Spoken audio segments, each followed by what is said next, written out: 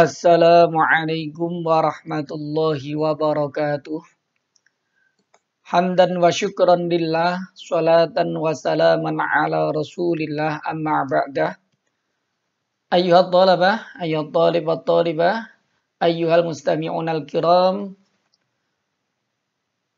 Fi hadhil fursa asaminah, nahnu sanata'allam al-lughah al-arabiyyah.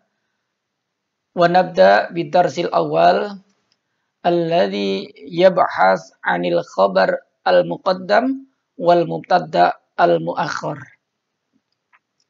Wa nahnu al-an fi as-saffil 11 fi qismid diniyah bil madrasah al-'aliyah al-islamiyah al-hukumiyah as-saniyah bi Madinati Nganjuk.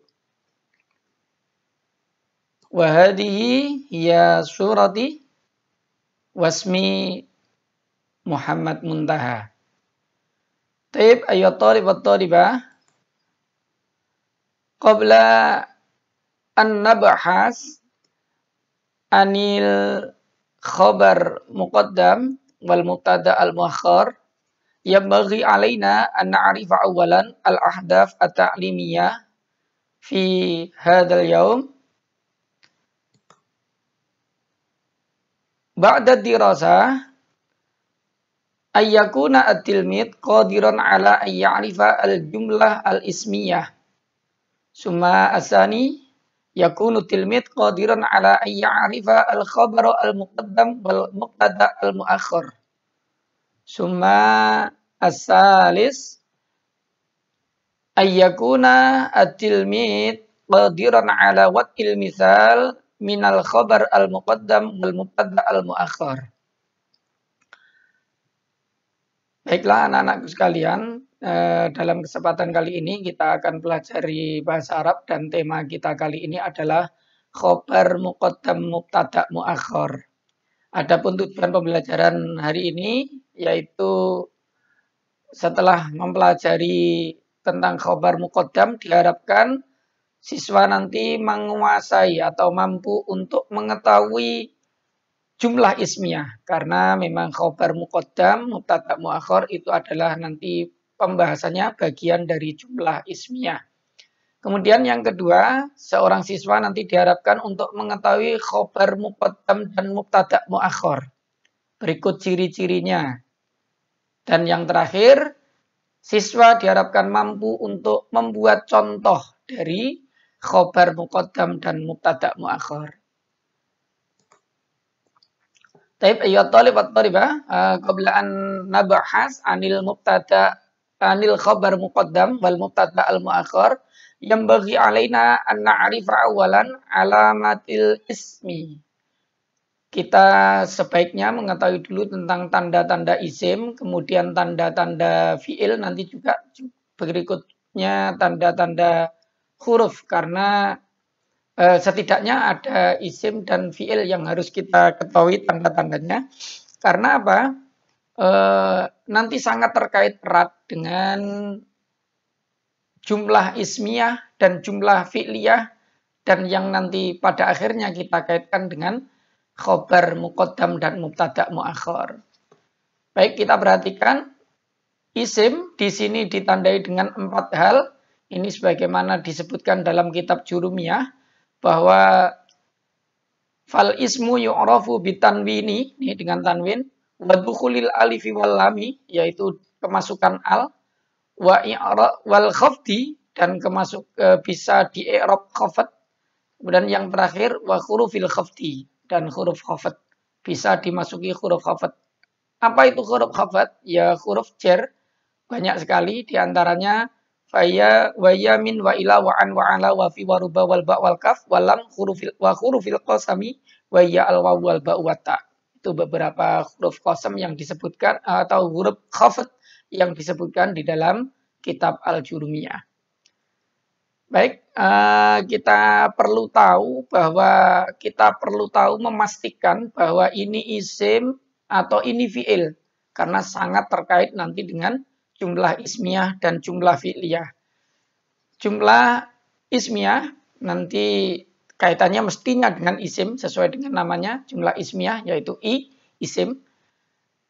Oleh karena itu perlu kita ketahui bahwa isim di sini yang pertama ditandai dengan tanwin.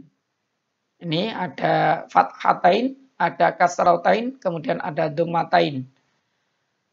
Contoh yang pertama yaitu kata masjidun. Kalau ada suatu kata kemudian berharokat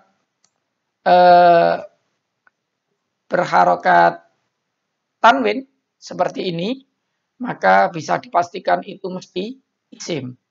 Kemudian kalau ada kata yang dimasuki al seperti contoh al-baitu, di sini ada alnya di sini, saya cetak merah. Ini mesti dipastikan saja kalau itu mesti isim karena tidak mungkin fiil ada alnya, juga tidak mungkin isim berharokat tanwin. Kemudian juga bisa di i'rab khafad. Karena memang i'rab khafad ini masuknya hanya pada isim karena dia tidak bisa masuk pada fiil. Jadi seperti contoh amam al-fasli. Di sini al-fasli berharokat kasroh dan ini kasroh adalah salah satu tanda i'rab khafad. Ditandai dengan kasroh. Ini menunjukkan bahwa kata al-fasli ini jelas isim karena bisa dibaca kasroh sebagai tanda dari i'rab khafad. Kemudian yang terakhir, isim itu bisa dimasuki oleh huruf khafad. Ini saya contohkan di sini min ya. Tidak hanya min sebenarnya. Ini misalkan minal madrasah karena dibaca wasal maka minnya yang harusnya berharokat sukun diganti harokatnya dengan fathah. Minal madrasati. Ini sebenarnya madrasati juga bisa dicontoh sebagai contoh dari i'rab khafad. Hanya saja di sini dicontohkan sebagai isim yang dimasuki oleh huruf khafad. Ini bisa diganti yang lainnya. Bil madrasati, fil madrasati, ilal madrasati, anil madrasati, dan lain sebagainya. Jadi ini beberapa contoh isim. Kesimpulannya isim ditandai dengan 4 hal ini. Dan ini harus betul-betul kita ingat nanti karena jumlah ismiyah akan sangat terkait dengan isim ini. Selanjutnya, ini beberapa tanda fiil dan huruf. Tanda fiil yang agak banyak. Kalau di dalam kitab Jurumiyah sama ini ditandai dengan 4 hal ini. Wal fi'lu yu'rafu biqad wasini wasaufa wa ta'ita'nisi sakinah. Jadi fi'il itu ditandai dengan qad, sin, saufa, dan ta'nis sakinah. Qad ini biasanya masuk pada fi'il madhi, juga masuk pada fi'il mudhari'. Kalau qad masuk pada fi'il madhi, misalkan qad fataha, maka artinya betul-betul telah membuka. Betul-betul telah membuka. Kalau qad masuk pada fi'il mudhari' seperti misalkan qad yaftahu misalkan, maka di situ artinya terkadang terbuka. Jadi bedanya kalau qad masuk pada fi'il madhi artinya sungguh-sungguh. Kalau qad masuk pada fi'il mudhari' artinya terkadang. Kemudian sin dan saufa ini kedua-duanya masuk pada fi'il mudhari'. Dua-duanya masuk pada fi'il mudhari'.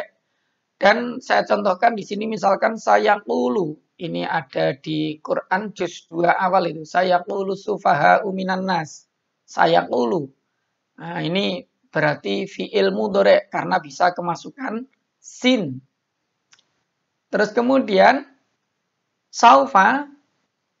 Contohnya juga di dalam Al-Quran banyak. Saufa ta'lamun. Summa kalla saufa ta'lamun. Misalkan seperti ini. Saufa.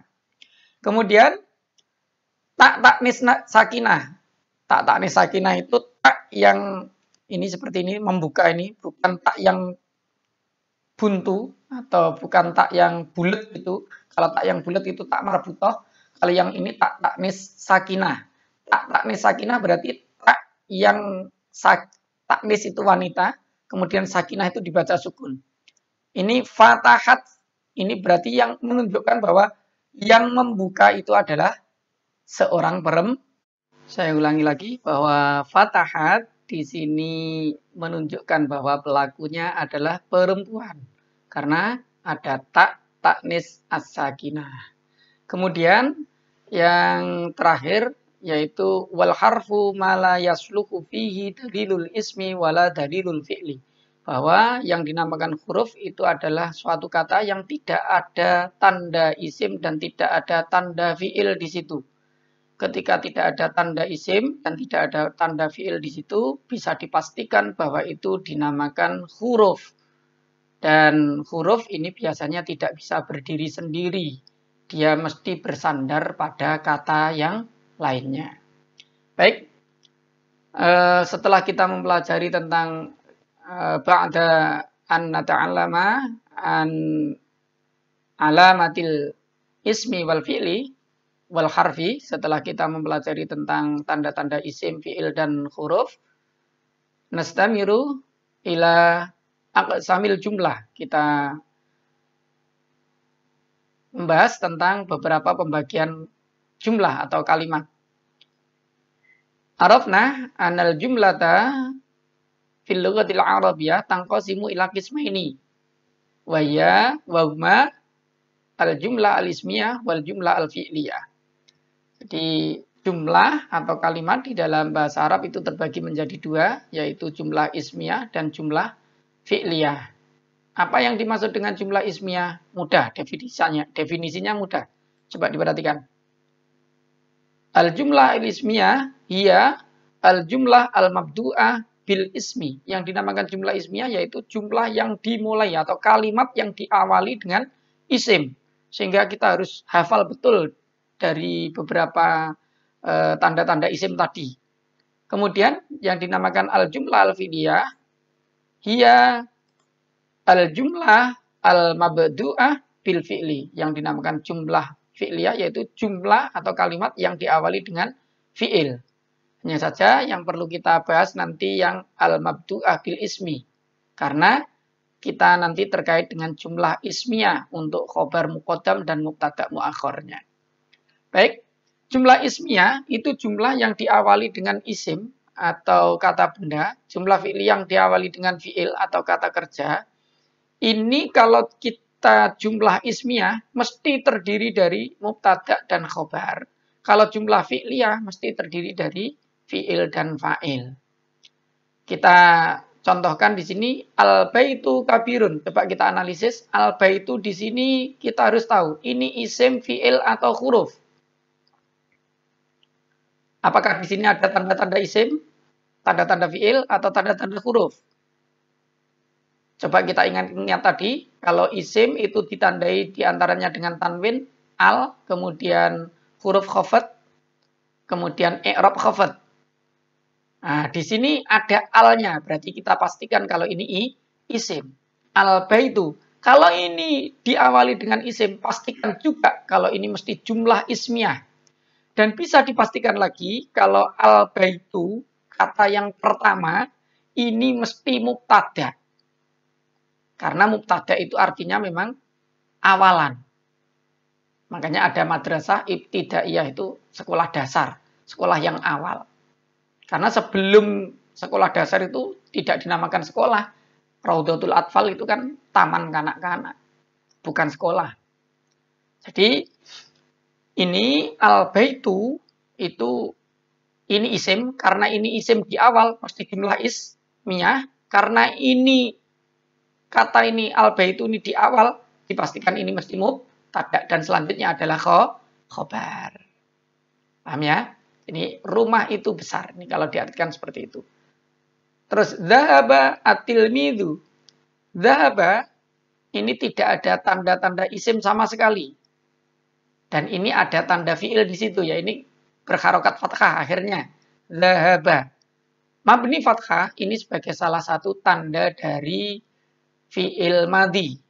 Dzahaba at-tilmidhu. Seorang siswa telah pergi. Kalau dzahaba ini fi'il, mesti berikutnya adalah fa'il. Dan ini adalah dua unsur yang harus ada di dalam kalimat atau jumlah dalam bahasa Arab. Jumlah dalam bahasa Arab kalau tidak terdiri dari mubtada khobar, ya mesti dari fi'il fa'il. Nastamir ila aqsamil khobar. Pembagian khobar. Arafna anal khabara fil lughatil arabiyyah tanqasimu ila salasati aqsamin wa ya al mufrad wal jumlah wa shibhul jumlah. Jadi khobar itu terbagi menjadi 3, ada khobar mufrad, ada khobar jumlah, dan juga ada khobar shibhul jumlah. Khobar yang mufrad itu sesuai dengan namanya, mufrad itu artinya tunggal. Contohnya al madrasatu jamilatun, di sini terdiri dari satu kata. Jamilatun, ini adalah khobar karena tadi yang awal mesti mubtada. Nah, mubtada itu kan di awal. Selanjutnya adalah khobar. Al-madrasatu jamilatun. Kata jamilah ini adalah khobar mufrad karena terdiri hanya satu kata. Ini yang contoh mu'annas, yang perempuan. Kalau contoh yang mudzakkar, al-baitu kabirun. Al-baitu kabirun. Kata kabirun ini adalah khobar dan ini terdiri dari satu kata saja sehingga dinamakan khobar mufrad. Selanjutnya, khobar yang kedua adalah khobar jumlah atau khobar dalam bentuk kalimat. Kita ingat lagi kalau kalimat tadi terbagi menjadi 2 yaitu jumlah ismiyah dan fi'liyah. Kalau ismiyah mesti terdiri dari mubtada dan khobar, kalau fi'liyah mesti terdiri dari fi'il dan fa'il. Kita lihat contohnya. Zaidun abuhu qaimun. Kalau dimaknai Jawa, Zaidun utawi Mas Zaid iku abuhu utawi bapake Mas Zaid iku qaimun ngadeg. Di Zaid bapaknya berdiri. Kata abuhu qaimun, perhatikan, abuhu qaimun ini adalah bentuk khobar yang terdiri dari 2 kata. 2 kata abu dan qaimun. Abu qaimun ini adalah mubtada dan khobar. Lah, abu qaimun ini berarti jumlah ismiyah. Lah, jumlah ismiyah ini posisinya sebagai khobar dari Zaidun. Sehingga Zaidun di sini mubtada, khobarnya berupa abuhu qaimun yang merupakan jumlah ismiyah. Bisa diperhatikan ya. Jadi Zaidun abuhu qaimun. Ini adalah mubtada, khobarnya berupa jumlah ismiyah. Terus yang kedua, jumlah fi'liyah. Contohnya Zaidun koma abuhu. Koma abuhu diperhatikan. Koma abuhu ini adalah bentuk jumlah fi'liyah. Koma itu fi'il, abu itu fa'il. Berarti jumlah fi'liyah. Koma abuhu ini sebagai khobar dari Zaid. Zaidun ini bentuk mubtada, khobarnya adalah koma abuhu. Koma abuhu itu adalah jumlah fi'liyah karena terdiri dari fi'il dan fa'il. Ini dua-duanya kalau diartikan sebenarnya sama. Zaid, bapaknya berdiri. Baik Zaidun abuhu qaimun atau Zaidun koma abuhu. Selanjutnya, syibhul jumlah. Sebagaimana namanya, syibhun itu menyerupai. Menyerupai kalimat tapi bukan kalimat. Terdiri dari jar majrur dan dhorof madruf. Maksudnya apa? Menyerupai kalimat karena terdiri dari 2 kata tetapi tidak kalimat. Belum bisa dikatakan kalimat. Contohnya al-ustadu fil fasli. Guru itu berdiri. Fil fasli ini adalah khobar yang terdiri dari huruf jar dan ini yang dimajrurkan. Fil fasli. Nah ini yang dinamakan syibhul jumlah, menyerupai kalimat tetapi bukan kalimat. Selanjutnya al-muwadzafu amamal idarah. Seorang pegawai di depan kantor. Amamal idarah ini terdiri dari 2 kata tapi tidak bisa dikatakan jumlah, tidak bisa dikatakan kalimat. Karena terdiri dari dhorof, ini keterangan tempat dan ini madruf yang diterangkan idarah.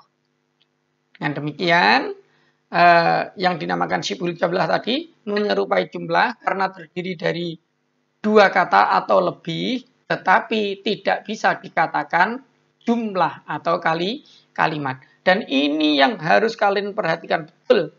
Jar majrur, dhorof madruf, ini syibhul jumlah ini perlu diperhatikan karena nanti khobar jumlah ini perlu sangat diperhatikan karena terkait dengan khobar muqaddam dan mubtada' muakhar yang akan kita bahas. Nastamiru ilal misal minal khobar al-muqaddam wal mubtada' al-muakhar. Baik, diperhatikan. Khobar yang terdiri dari syibhul jumlah atau menyerupai jumlah, tadi terdiri dari jar majrur dan dzaraf madruf. Ini diperhatikan. Contohnya adalah al-ustadu fil fasli. Fil fasli ini jar majrur. Amamal idarati ini dzaraf madruf. Caranya membuat khobar muqaddam mubtada' muakhar bagaimana? Ini kalau yang seperti ini kan diperhatikan. Al-ustadu ini mubtada' biasa ini karena di awal mubtada'. Dan ini fil fasli khobar. Ya khobar biasa. Khobar mubtada' namanya. Tetapi kalau nanti dibalik misalkan seperti ini. Al-ustad ditaruh di belakang, kemudian fil fasli ditaruh di depan. Maka namanya sudah, ini harusnya tadi khobar. Makanya khobar kalau didahulukan namanya khobar muqaddam. Muqaddam itu artinya didahulukan. Al-ustad itu mubtada. Mubtada itu harusnya di awal. Tapi karena diakhirkan namanya adalah mubtada muakhar. Begitu juga dengan al-muadzafu amamal idarah. Tinggal dibalik. Amamal idarati muadzafun. Kalau dibalik, nanti amama itu menjadi khobar muqaddam, ini jadi mubtada muakhar. Hanya saja perlu diperhatikan untuk contoh dari khobar muqaddam mubtada muakhar, biasanya fil fasli ustadun, misalkan seperti ini, ustadunnya itu memakai isim nakiroh, tidak isim ma'rifat. Kalau isim ma'rifat biasanya salah satu tandanya adalah ditandai dengan al. Nah ini tidak ada alnya berupa tanwin. Jadi kalau isim, kata benda itu kalau tidak ada alnya bisa dipastikan harus ditanwin. Seperti itu. Umumnya seperti itu. Jadi kalau al-ustadu tidak ada alnya berarti ustadun. Nah, untuk mubtada muakhar biasanya menggunakan isim nakiroh, bukan isim ma'rifat. Sebagaimana contoh yang bawahnya juga, amamal idarati muadzafun. Ini bisa dipraktekkan dan kalian bisa menggali materi yang lain, bisa browsing di internet, bisa juga mendengarkan YouTube yang lain untuk menambah pemahaman kalian tentang khobar muqaddam dan mubtada muakhar. Tapi ya thalib wa thalibah, qad ta'alamna anil khobar muqaddam wal mubtada al muakhar. Ja'alanallahu wa iyyakum ajma'in minal mahirin bil lughatil arabiyyah. Syukran katsiran ala timamikum. Assalamualaikum warahmatullahi wabarakatuh.